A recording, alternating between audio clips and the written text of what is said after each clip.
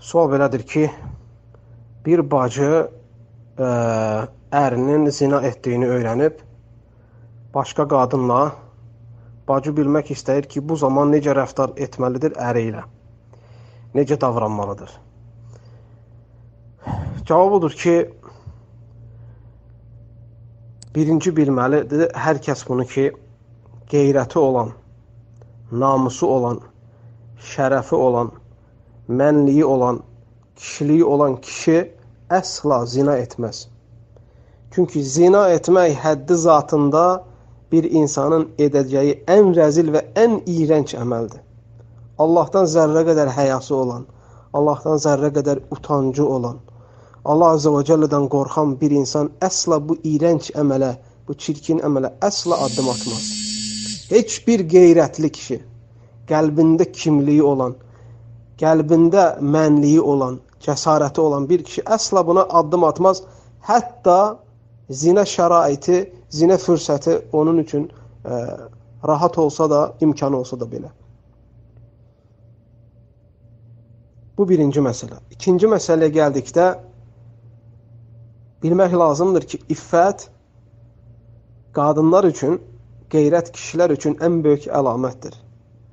Ən böyük nemətdir və ən böyük onlar üçün Allah Azze və Cəllənin bəxş etdiyi gözəllikdir. Üçüncü məsələyə gəldikdə,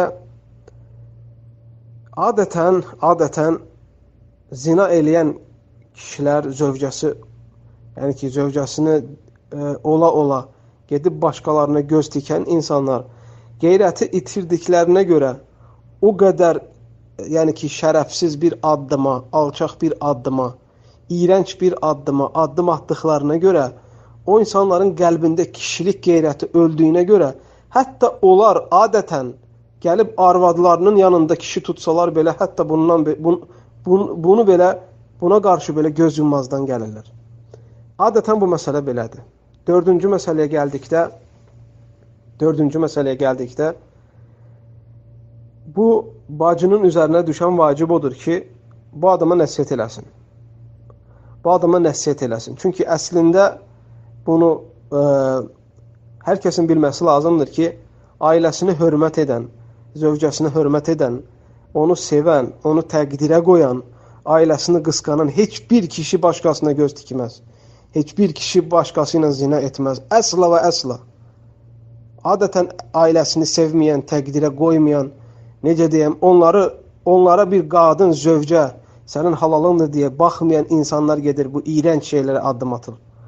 Ona görə mənim tövsiyəm bu bacı odur ki, bu kişiyə, bu iyrənc bir əməl sahibi olan bu kişiyə tövsiyə eləsin və onu çəkindirsin və onu xəbərdarlıq etsin, ona tənbih etsin. Əgər bu insan tövbə edib qayıdarsa, daha yaxşı olarsa, qalsın yanında və onun dində möhkəm olmasına yardım etsin. Yox, bu kişi yenə bu iyrənc və alçaq və şərəfsiz işlərə addım atarsa, o bacıya mənim tövsiyəm odur ki, o iyrənc kişini tərk eləsin. Çünki onu təqdirə qoymayan, onu saymayan, başqalarına göz tikən, ən alçaq əməllər edən kişinin yanında əsla qadın xoşbəxt ola bilməz. İxlasla.com saytı tərəfindən təqdim olundu.